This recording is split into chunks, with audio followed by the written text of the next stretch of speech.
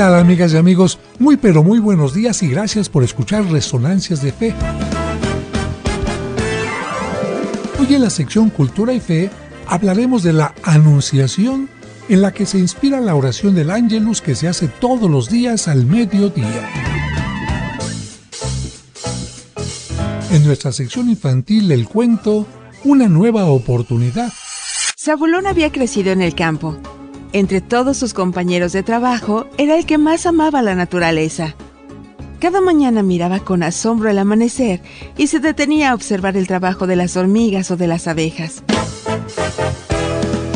Esa narración nos permitirá comprender mejor el Evangelio de hoy. ¿Para qué ocupa la tierra inútilmente? Y en el Santoral te contaremos la historia de un santo que vivió durante la época en que el emperador prohibió el uso de imágenes. ¿Y él qué le contestó? Todo esto aquí en Resonancias de Fe, con el Padre José de Jesús Aguilar Valdés, la voz amable de la radio.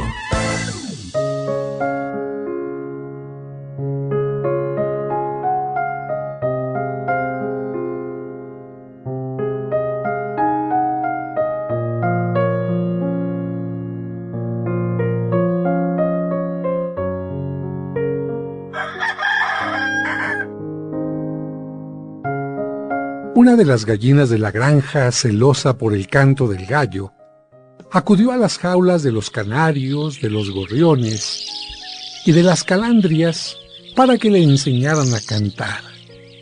Quería ser la reina de aquel lugar. Las aves canoras, admiradas, le preguntaron: ¿acaso no conoces la historia de la luna? La gallina, mientras esponjaba su plumaje para verse más atractiva, contestó: no. Entonces será necesario que la conozcas, le dijo uno de los canarios. Te contaré la historia. Al principio todo era caos y oscuridad. Dios separó la luz de las tinieblas y así creó el sol y la luna. El sol, no obstante su grandeza e imponente luz, siempre se manifestó humilde y acompañó las tareas de los hombres. En cambio, la luna, a pesar de solo reflejar la luz del sol, se llenó de vanidad y presunción. Presumía a las estrellas que ranas y lobos le daban serenata toda la noche, que era la fuente de inspiración para poetas y enamorados, que el mar, embriagado por su belleza, le ofrecía la marea alta y el gran oleaje. Una noche, como todas las noches, la luna, viéndose reflejada en lagos y océanos, se llenó de soberbia y vanidad. Dijo a las estrellas: «Vean lo hermosa que soy. Comparándose conmigo, ustedes parecen pedacería de diamantes. Ni el mismo sol es tan hermoso como yo». Entonces la luna llamó a búhos y lechuzas, a todas las criaturas de la noche, y les ordenó que destruyeran al sol antes de la aurora. El Creador, avisado por las estrellas, mandó llamar inmediatamente a la gran luna y le dijo: «Fuiste creada hermosa, pero no observaste que tu mayor belleza era reflejar la luz con humildad. No comprendiste que al colaborar con el sol compartías un hermoso trabajo. Te llenaste de soberbia y por ella planeas acabar con el sol. Seguramente después eliminarás también a todo cuanto te estorbe o que sea un obstáculo para ti. No serás capaz de olvidar que eres una criatura y también querrás destruir a tu mismo Creador. Por eso, para que no caigas en la tentación de destruir, a partir de hoy tendrás señales que te ayudarán a conservar tu humildad.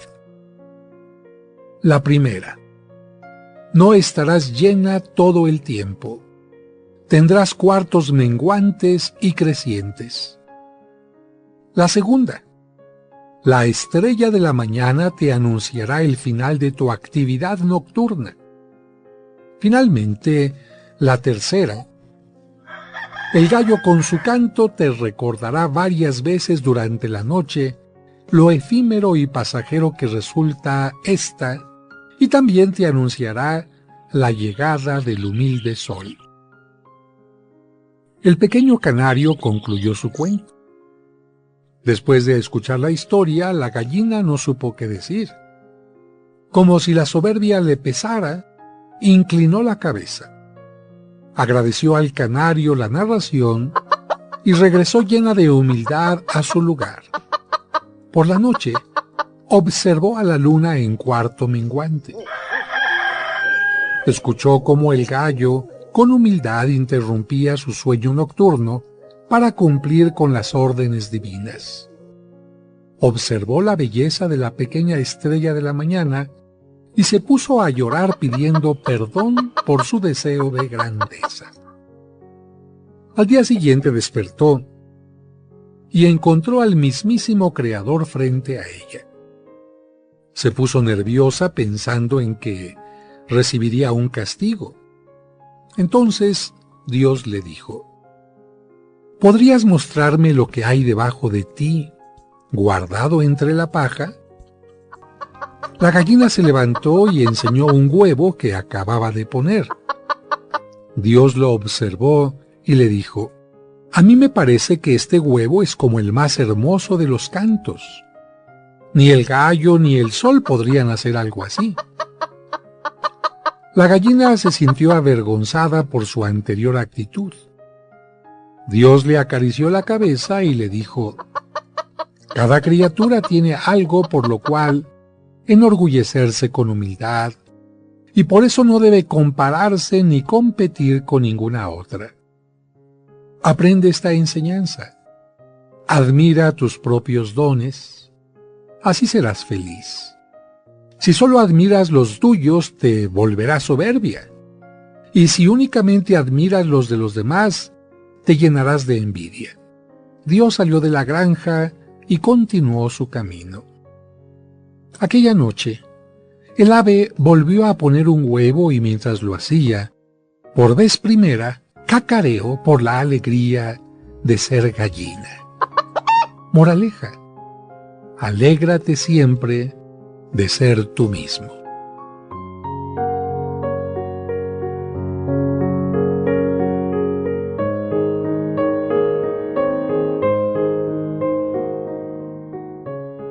Resonancias de Fe, con el Padre José de Jesús Aguilar Valdés, la voz amable de la radio.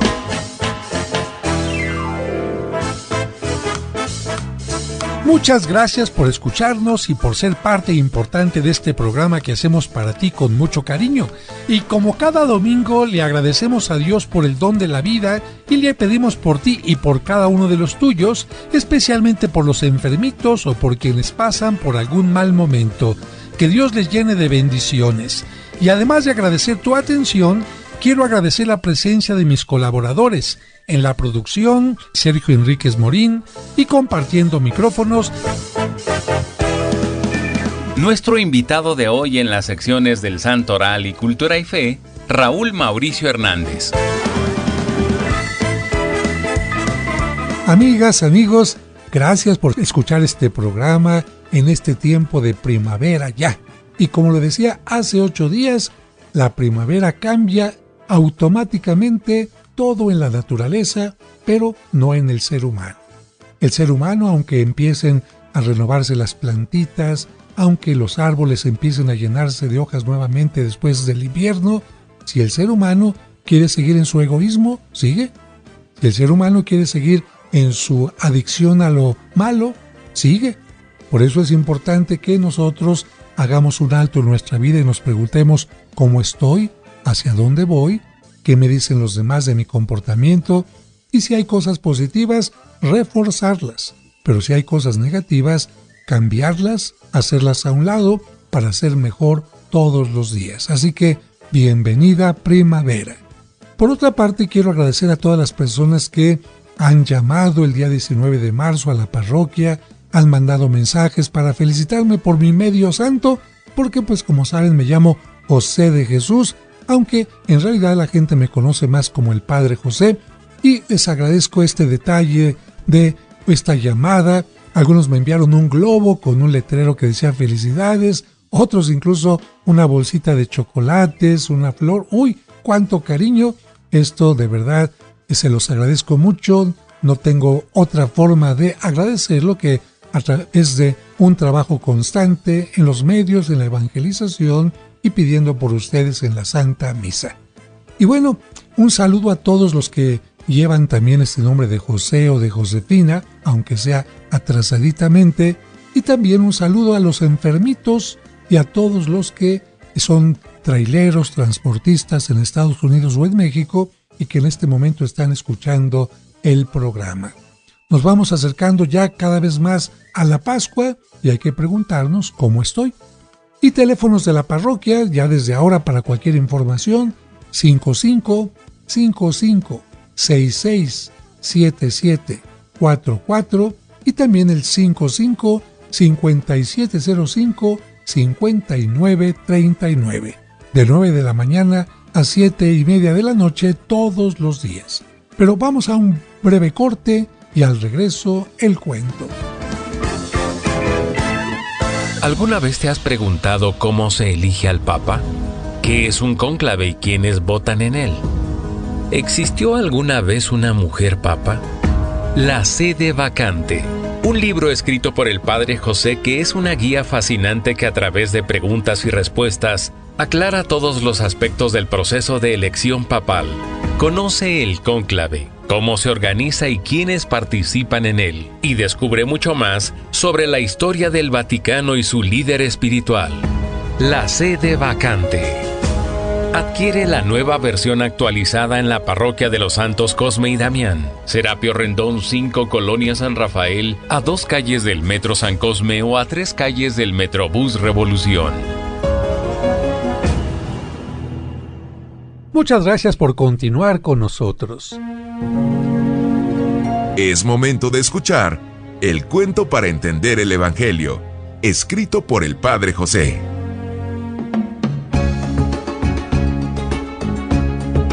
Una nueva oportunidad. Zabulón había crecido en el campo. Entre todos sus compañeros de trabajo, era el que más amaba la naturaleza. Cada mañana miraba con asombro el amanecer y se detenía a observar el trabajo de las hormigas o de las abejas. Amaba la tierra que cultivaba y siempre daba gracias a Dios por cada jornada. Su amor a la naturaleza le había hecho comprender que cada cosa refleja la grandeza de Dios. Para mí toda la creación es una alabanza a su creador. El estruendo del mar, el canto del río, el zumbido del abejorro, el nacimiento de las violetas, las flores del almendro o los frutos del naranjo. Por eso Zabulón se esmeraba tanto en trabajar la tierra para ayudarle a dar frutos. En cierta ocasión se encontró con un anciano que maldecía la vida. Extrañado le preguntó: Buen anciano, por favor dime la causa. ¿Por qué maldices la vida y la creación? Pero el anciano Neftalí lo ignoró y siguió su camino maldiciendo todo. Zabulón descubrió en ese momento que no toda la creación alababa a Dios. Yo pensaba que toda la creación alababa a Dios, pero he estado equivocado. Los humanos son los únicos que pueden maldecirlo, pero ¿por qué lo hacen? ¿Por qué en lugar de bendecirlo, lo maldicen? Mientras se hacía esta pregunta, descubrió en los campos del anciano renegado unas higueras casi secas. Se acercó a la casa de Neftalí y le dijo: He visto sus terrenos de cultivo y descubrí que hay varias higueras que no están dando fruto. Tiene que ponerles atención. El anciano Neftalí volvió a maldecir y gritó: Si esas higueras inútiles no dan fruto, las cortaré inmediatamente. Están ocupando mi terreno sin sentido. Ya verán. El anciano tomó un instrumento muy filoso y se dirigió al terreno de cultivo para terminar con las higueras. Pero cuando estaba a punto de destruirlas, Zabulón se interpuso en su camino. No sé por qué tiene usted tanto coraje con la vida, pero no es correcto que la destruya. Las higueras no están muertas aún. Quizá no han dado fruto porque nadie se ha preocupado por ellas. Permítame que yo las cuide, y si no dan fruto podrá destruirlas. El anciano Neftalí volvió a renegar y a maldecir, pero aceptó la proposición de Zabulón y le dio un plazo. Te doy solo 1 año de plazo. ¿Entendiste? Si las higueras no se componen, sacaré sus raíces de la tierra definitivamente. Desde ese día el joven comenzó a dar un buen trato a la higuera. Removió su tierra, le dio el agua suficiente y limpió la plaga de sus hojas. No se preocupen, mis higueritas. Yo les daré el cuidado que necesitan. Ese trabajo le hizo entablar una relación más cercana con el maldiciente Neftalí, que le aclaró: Te lo advierto, muchacho. Yo nunca platico con nadie. Y a nadie le abro las puertas de mi casa. Solo porque das mucha lata y me lo insistes, te permitiré que me ayudes con algunos quehaceres de la casa. Poco a poco Zabulón, con su ayuda, le fue dando confianza a Neftalí y el anciano lo fue aceptando en su casa. Todos los días el joven cultivaba la higuera y también su relación con el renegado. Después de algunos meses, Zabulón descubrió el origen de la amargura del anciano. Dios mío, te quiero pedir hoy por el anciano Neftalí. Sus padres lo abandonaron cuando era niño y nadie le ofreció amor. Su infancia y su juventud estuvieron llenas de miseria, sin amigos ni apoyo alguno. Tuvo que luchar mucho y cuando logró hacer un patrimonio fue despojado de sus bienes por su novia y sus falsos amigos, que después de robarle, huyeron. Zabulón descubrió que Neftalí no había nacido malo ni rencoroso. Sus amargas experiencias lo habían imposibilitado a dar frutos de bondad. Su novia y sus amigos no solo le habían robado sus bienes, sino su confianza, su esperanza, su generosidad y muchas cosas más. Con esta revelación, Zabulón decidió darle a Neftalí el mismo trato que a las higueras secas. Todos los días le dedicaré tiempo, afecto y paciencia.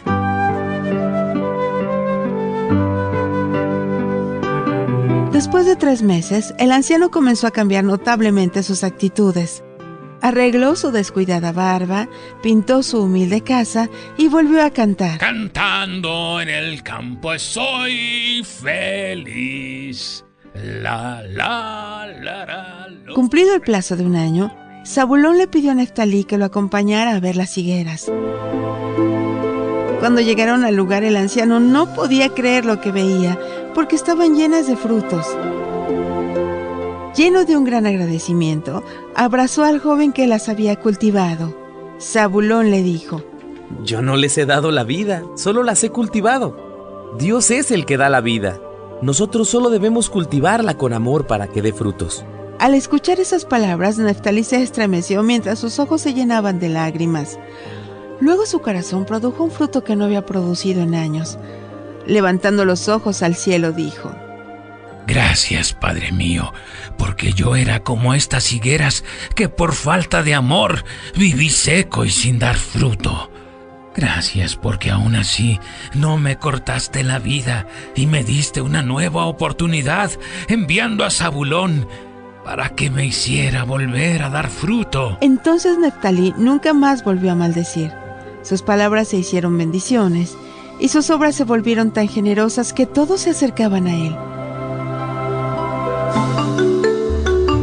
En una ocasión en que Cristo pasaba por los campos de Neftalí, se detuvo un momento para contar a sus discípulos la parábola de la higuera seca. Mientras los invitaba a arrepentirse de sus pecados y a dejar atrás todo lo malo para comenzar una nueva vida, se le acercó Neftalí y le ofreció un canasto lleno de higos. Entonces Jesús lo miró con amor y sonriendo le dijo en doble sentido: Neftalí, después de un tiempo de escasez, tus frutos son espléndidos. El anciano también sonrió y le dijo a Cristo: Señor, eres como el joven Zabulón.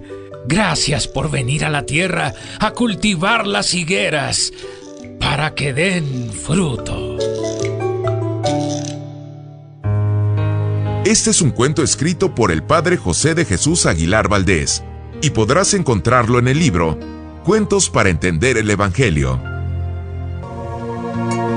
Escuchemos ahora en Resonancias el Evangelio de hoy. Evangelio de San Lucas, capítulo 13, versículos del 1 al 9. En aquel tiempo, algunos hombres fueron a ver a Jesús y le contaron que Pilato había mandado matar a unos galileos mientras estaban ofreciendo sus sacrificios. Jesús les hizo este comentario: ¿Piensan ustedes que aquellos galileos, porque les sucedió esto, eran más pecadores que todos los demás galileos? Ciertamente que no. Y si ustedes no se arrepienten, perecerán de manera semejante.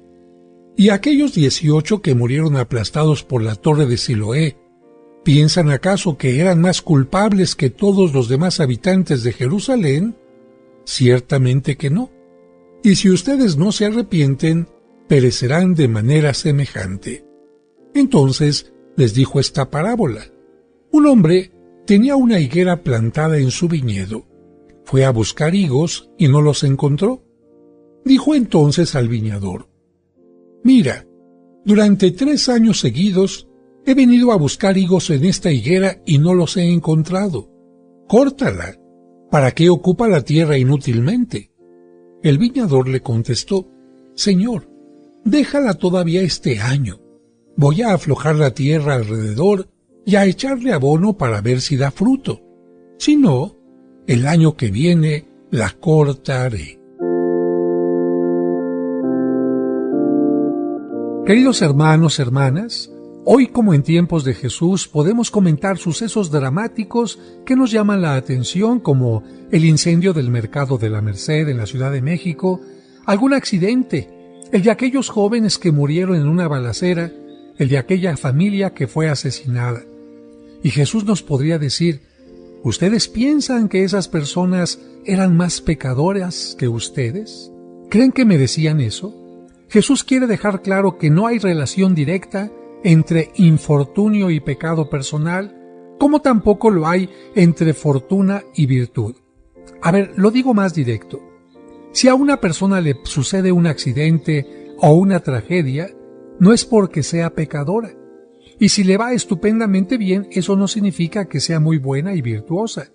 Lo que Jesús nos quiere enseñar es a no sentirnos totalmente seguros en nosotros mismos como si fuéramos totalmente perfectos, y más bien que volvamos nuestro rostro a Dios con arrepentimiento. Repito, Jesús nos enseña que no hay relación directa entre infortunio y pecado personal, como tampoco lo hay entre fortuna y virtud. Después de comentar los tristes sucesos de la matanza de los galileos que estaban ofreciendo sus sacrificios y de aquellos otros que murieron aplastados por la torre de Siloé, Jesús cuenta la parábola de la higuera que no da frutos. Con este ejemplo, nos dice de algún modo: ustedes se sienten seguros porque ven que su higuera está frondosa y tiene buenas raíces, pero se han olvidado que desde hace años no ha dado fruto alguno. La higuera no es solo una planta para dar sombra, está llamada a dar fruto, y cuando ésta no produce fruto, pues lo lógico sería cortarla para que no ocupe inútilmente la tierra. El mensaje de hoy es muy claro. Si nosotros no damos frutos, Dios podría cortarnos la vida para que no ocupemos el tiempo ni la vida inútilmente. Dios podía quitarles la vida en un instante a todos los pecadores. Sin embargo, la lógica de Jesús es otra. Él sigue creyendo en nosotros y espera algo bueno de nosotros. Por eso dice, como el viñador: Señor, déjala todavía este año. Voy a aflojar la tierra alrededor y a echarle abono para ver si da fruto. Si no, el año que viene la cortaré.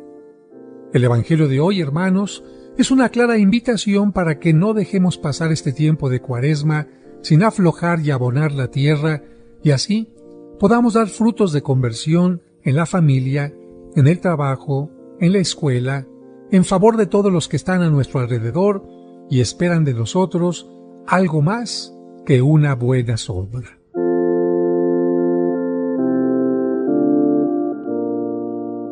Y listo el equipo para hablar de los santos y santas de la semana. Ellos son los hombres y las mujeres que han cumplido fielmente los ideales de Cristo. Escuchemos en Resonancias de Fe, el Santoral de la Semana.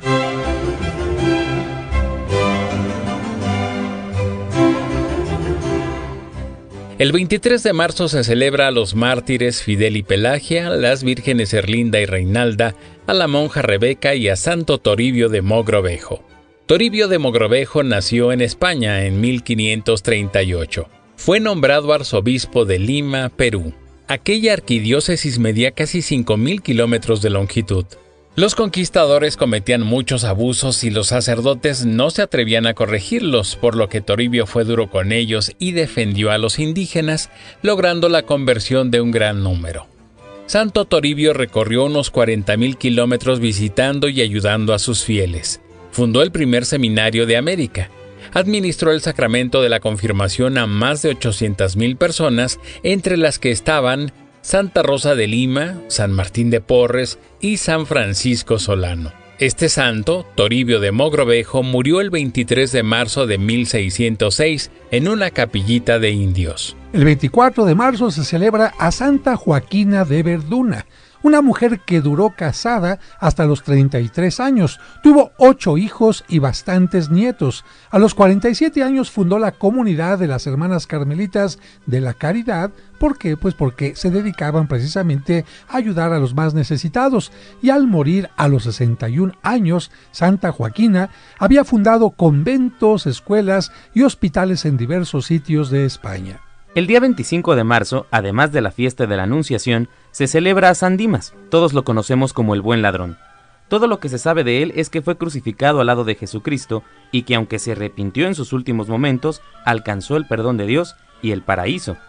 Es patrono de los condenados a cadena perpetua, los prisioneros, los ladrones, los empleados y los que se dedican a los funerales. El mismo día 25 también se celebra a San Braulio Obispo. Su nombre significa espada de fuego. Como obispo se preocupó mucho por tratar de que el pueblo se instruyera más en la fe y por acabar con los errores y herejías que se habían propagado, especialmente el arrianismo, una doctrina que negaba que Jesucristo es Dios verdadero. Este santo, San Braulio, murió en el año 651. Así es, el arrianismo consideraba que Jesús era humano, pero que no era Dios. Por lo tanto, esto es algo que la Iglesia condenó desde los inicios de la Iglesia. El 26 de marzo se celebra al obispo San Ludgero, que evangelizó la región de Frisia, allá en Alemania. Fíjense que en el año 795 erigió un monasterio cerca de la ciudad alemana de Colonia, alrededor del cual surgió la ciudad actual de Münster. En Alemania, Münster quiere decir monasterio. A él se debe también la fundación del monasterio benedictino de Verden, en donde fue sepultado. Este santo murió el 26 de marzo del año 809. El 27 de marzo se celebra a San Juan Damasceno, un santo del siglo VII a quien se le conoce como el enamorado de la Virgen por sus escritos en honor a ella y porque difundió incansablemente su culto y devoción. Se le llama Damasceno porque nació en la ciudad de Damasco. Se retiró al monasterio de San Sabás en el desierto, cerca de Jerusalén. Cuando los musulmanes atacaron Tierra Santa, se mantuvo firme en su fe. Algo interesante es que en aquella época el emperador bizantino prohibió las imágenes en el culto religioso y Juan Damasceno le respondió con valentía diciéndole: mire, lo que es un libro para los que saben leer, esos son las imágenes para los analfabetos. Lo que la palabra obra por el oído, lo obra la imagen por la vista. Las santas imágenes son un memorial de las obras divinas. De esta manera nos enseñó este santo que las imágenes no solo tienen una función artística, sino pedagógica. Él decía que servía a los analfabetos, aunque nosotros utilizamos ahora la palabra analfabetas. ¿Cómo se llamó este periodo donde el emperador mandó destruir todas las imágenes? Se llama el periodo iconoclasta. Porque en griego, imagen se dice eikon, de donde viene la palabra ícono o icono, y lamentablemente se destruyeron muchas imágenes antiguas hasta que este santo puso un fin a esta situación. Murió en el año 749. El 28 de marzo se celebra a San Juan de Capistrano. Este santo nació en Capistrano, Italia. Se hizo franciscano y se dedicó a ser mensajero de paz y a organizar obras de caridad en Alemania y Polonia. Algunos papas le confiaron misiones diplomáticas. San Juan de Capistrano luchó por defender la fe. En Hungría y en los Balcanes organizó la cruzada contra los turcos y murió en Austria en 1456. El 29 de marzo se celebra a Jonás y Baraquisio, dos mártires persas del siglo IV, tal vez hermanos que procedían de una aldea llamada Hasa, son las víctimas más famosas de la persecución que desató contra los cristianos el rey sasánida Sapor II en su intento por restablecer el mazdeísmo, una religión antigua, y desarraigar el evangelio en sus tierras. Cuando 9 cristianos, cuyos nombres ha conservado la tradición, fueron condenados a muerte, Jonás y Baraquisio fueron a visitarles a las mazmorras y a alentarlos en la fe. Por este hecho, simplemente, también fueron encarcelados y se les exigió que adoraran al soberano y a los dioses sasánidas. Como ellos se opusieron, a Jonás lo martirizaron con una prensa para uva y a Baraquisio le vertieron plomo ardiente en la garganta. Este fue el Santoral de la Semana, aquí en Resonancias de Fe.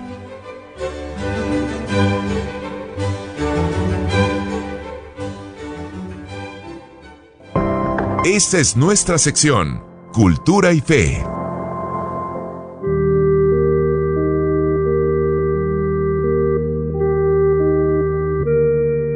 El 25 de marzo se celebra la Anunciación del Ángel a la Virgen. El Evangelio de San Lucas narra lo siguiente en su primer capítulo.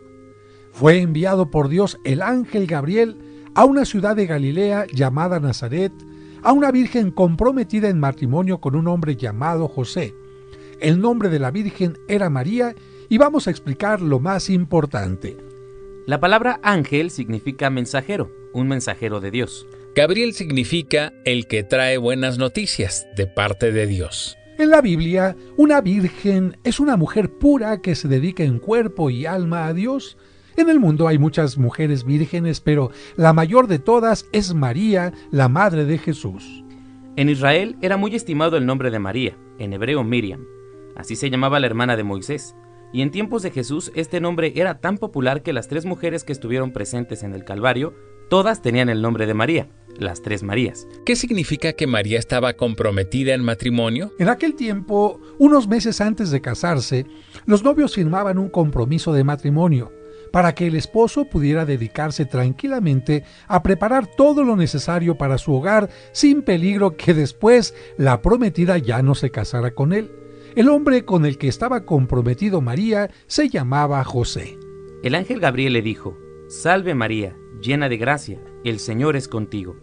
La palabra salve en latín significa yo te saludo, te felicito, alégrate. En hebreo se dice Shalom Jalai. Estas palabras de saludo que le dirigió el ángel son las mismas con las que saludamos a la Virgen cada vez que decimos el Ave María, recordando el día más feliz de su vida, el día de la Anunciación, cuando ella empezó a ser Madre de Dios.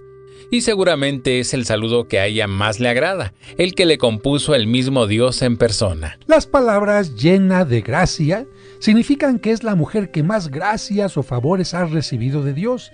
Si hubiera tenido ella algún pecado, evidentemente no hubiera sido la llena de gracia ante Dios, pero María no tuvo ni la más mínima mancha de pecado. El ángel también le dijo a María: «El Señor es contigo» o «está contigo».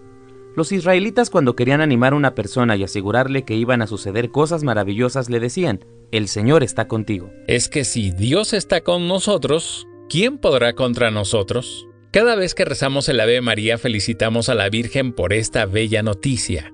El Señor está siempre contigo. Y ojalá que esté siempre también con cada uno de nosotros. El Evangelio nos dice que María se asustó inicialmente, pero el ángel le dijo: «No temas, María, has hallado gracia delante de Dios». No temas es una frase que en la Biblia se repite muchas veces, dirigida hacia las personas que Dios elige para sus grandes obras. No temas, porque Dios va contigo y te ayudará en todo. No temas. Después de que la Virgen ya dejó de estar asustada, el ángel le dijo: «Concebirás y darás a luz a un hijo a quien podrás por nombre Jesús». El nombre Jesús significa Salvador, el que salva de los pecados, porque Él vino a salvar a los pecadores. Gabriel también le dijo: «Tu hijo será llamado Hijo del Altísimo, y el Señor le dará el trono de David». Imagínate, del rey David. «Reinará por los siglos de los siglos, y su reino no tendrá fin». Con ello quedaba claro que Cristo era descendiente del rey David y reinaría mucho mejor que él. Después que María escuchó al ángel, le respondió diciendo: «He aquí la esclava del Señor, hágase en mí según tu palabra. Y en aquel momento el Hijo de Dios se encarnó y se hizo hombre en el vientre de la Virgen María. Ese fue un día grande y 1000 veces bendito porque Dios comenzó a vivir en medio de nosotros. Por eso, muchos músicos han compuesto música maravillosa para recordar el momento de la Anunciación, inspirados en las palabras del Evangelio. Y aunque el Ave María de Schubert es la más famosa, existen muchas otras Aves María. Como esta Ave María que compuso el Padre José de Jesús y escuchamos en este momento. Dios te salve María, Virgen sin mancha, llena eres de gracia y Dios está en ti. Eres tú la bendita entre las mujeres y bendito tu vientre, Madre de Dios. Ruega siempre, Señora, hoy te rogamos, los pecadores que en ti confiamos, y que en la hora de nuestra muerte nos acompañe tu bendición.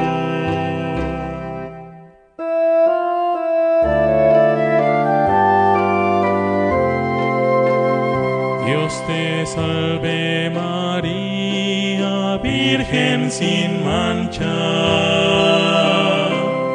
llena eres de gracia y Dios está en ti. Eres tú la bendita entre las mujeres y bendito tu vientre, Madre de Dios. Ruega siempre, Señora, hoy te rogamos, los pecadores que en ti confiamos, y que en la hora de nuestra muerte nos acompañe tu bendición. Muchas gracias por continuar con nosotros. ¿Tienes dudas? No te quedes con ellas. Vamos a la sección Pregúntale al Padre José.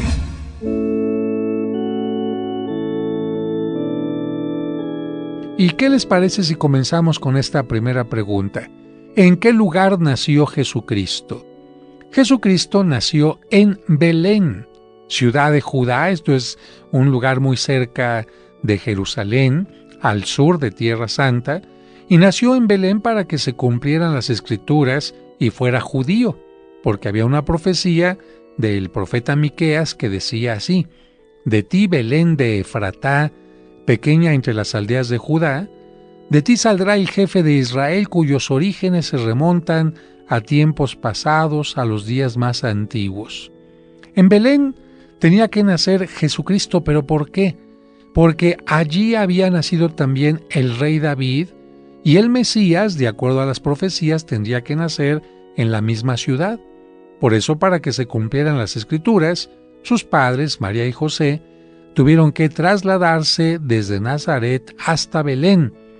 Por el censo realizado por el emperador romano César Augusto, tuvieron que hacer esto porque María y José pensaban que su hijo nacería en Nazaret, tenían ahí su casa, tenían la camillita para el bebé, todo listo, y sin embargo en aquel tiempo sube al poder en Roma César Augusto. César es asesinado, Julio César, y toma su lugar César Augusto, y para que él tenga control del dinero, pues va a hacer este movimiento.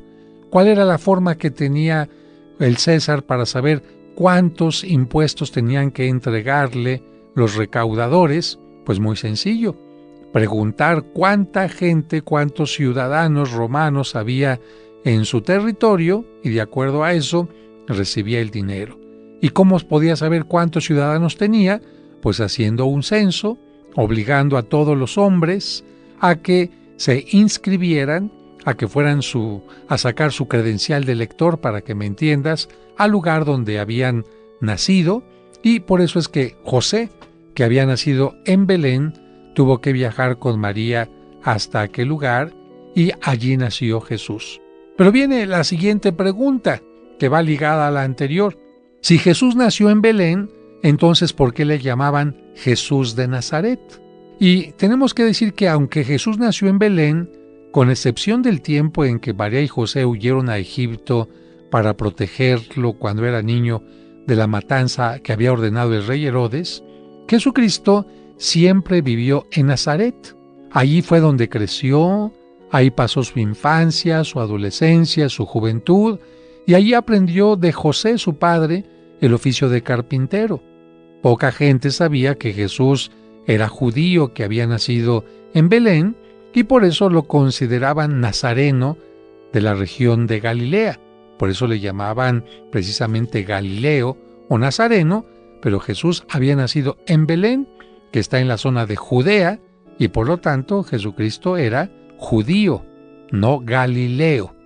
Y esto sucede con frecuencia. Por ejemplo, yo tengo vecinos que han vivido pues cerca de nosotros casi toda la vida.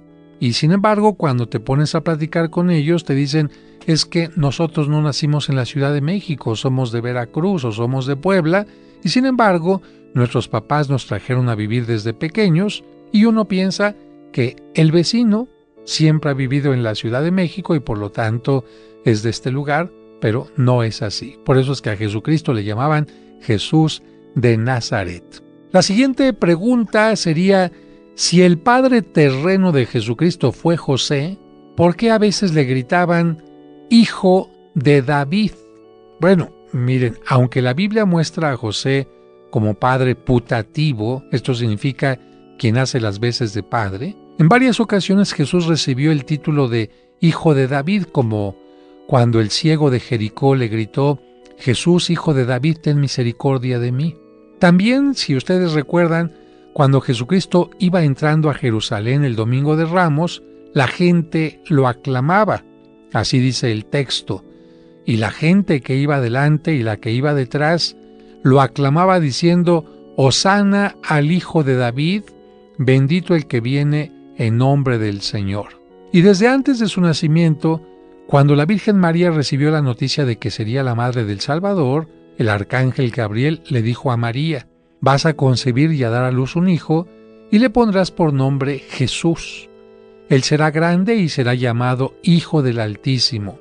El Señor Dios le dará el trono de David, su padre, y reinará sobre la casa de Jacob por los siglos, y su reinado no tendrá fin. Estas aclamaciones que he dicho para ti responden a que según las profecías, el Mesías tenía que ser descendiente del rey David. Así lo había dicho el profeta Jeremías. Fíjate, te leo textualmente. En aquellos días y en aquella hora, yo haré nacer del tronco de David un vástago santo, que es un vástago, una ramita, que ejercerá la justicia y el derecho en la tierra. Y así de esta manera, darle a Jesucristo el título de Hijo de David significa reconocerlo como el Mesías. Aquí tenemos otra pregunta más que muchos ya la responden fácilmente, pero bueno, hay gente que siempre está aprendiendo algo nuevo, y la pregunta es, ¿Cristo nació el 25 de diciembre? Bueno, la época en que Cristo nace se puede conocer por el censo que realizó el emperador romano Augusto. Si nos vamos a la historia de Roma, y vemos en qué tiempo vivió el emperador César Augusto, sabemos en qué tiempo nació Jesucristo. Pero, y aquí mucha atención, no existe ningún documento que muestre con exactitud el día del nacimiento de Cristo. No existe absolutamente ninguna mención en la Biblia, ni ningún otro documento. Sin embargo, desde antes del siglo IV, los cristianos comenzaron a celebrar que el Hijo de Dios se había hecho hombre y para que ello crearon la fiesta de la Natividad o la Navidad. Estas dos palabras significan el nacimiento, Natividad o Navidad.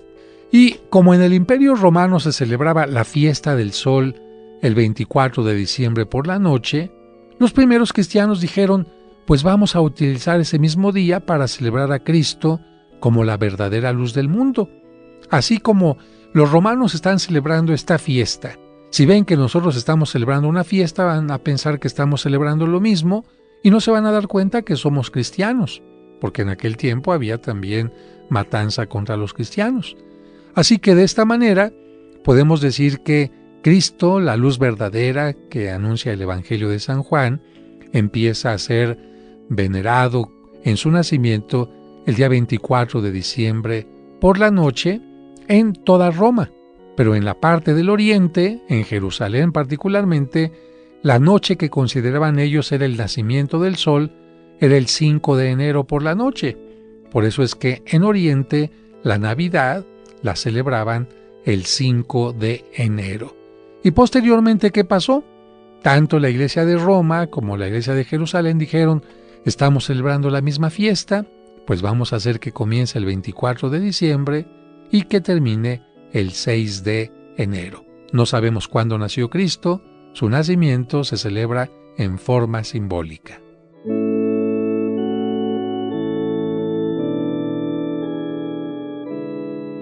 La sección Pregúntale al Padre José continuará en los siguientes programas. Amigas, amigos, estamos llegando ya al final de este programa y como siempre les deseo una maravillosa semana, pero ustedes, tú que me estás escuchando, tú eres el que puede hacer que la semana sea buena o mala. ¿Cómo? En primer lugar, con tus actitudes. Y comienzas ya la semana con, ay, cochino trabajo, ay, cochino clima. Como dicen algunos, te levantas con una jeta de amargator, te levantas enojado con todo mundo. Yo creo que tú estás haciendo que la semana se convierta en algo negativo. Así que acuérdate, las actitudes dependen de ti. Alguien puede tener enfermedad y una mala actitud o una buena actitud ante la enfermedad. Alguien puede tener una pérdida y ante esa pérdida una mala actitud o una buena actitud. Hay gente que puede recibir algo bueno y ante eso bueno que está recibiendo una mala actitud, en lugar de agradecerlo, de aprovecharlo, desaprovecharlo, o te puede tener una buena actitud y entonces multiplicar las bendiciones. Y la otra forma de vivir bien la semana es tomando buenas decisiones. Si tú tomas malas decisiones, dirigiéndote a lo equivocado, a lo malo, a lo que no es correcto, pues no creo que te vaya a ir muy bien. Así que yo les deseo una muy buena semana, pero esta semana está en sus manos que se pueda cumplir.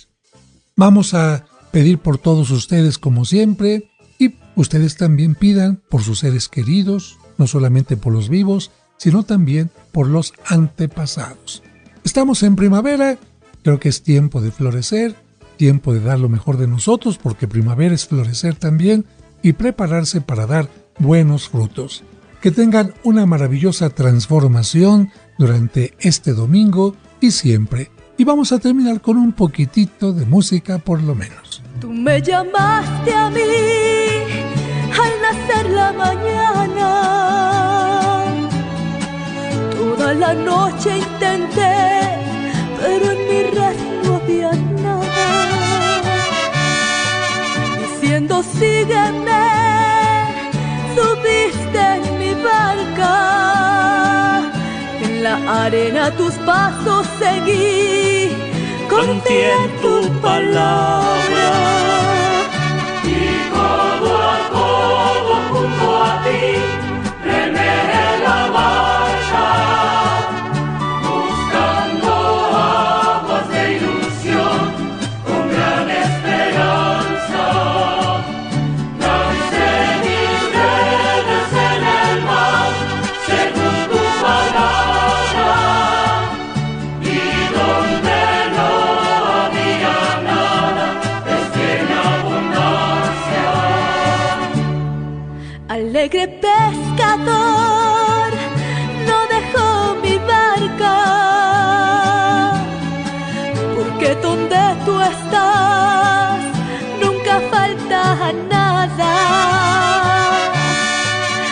tengo miedo al mar ni a las tormentas. Esperamos que ahora que has aprendido más, tu fe te dé la seguridad y confianza para seguir adelante en la vida.